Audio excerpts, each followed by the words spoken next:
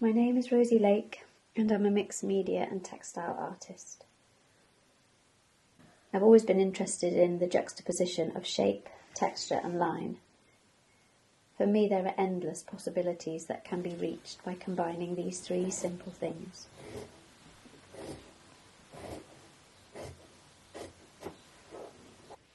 The patchwork element in a lot of my work is quite a precise process, so I like to add some texture and freedom in the form of mark making.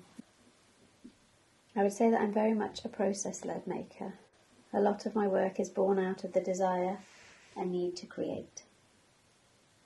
I like to work very instinctively and allow things to evolve and develop through the act of making.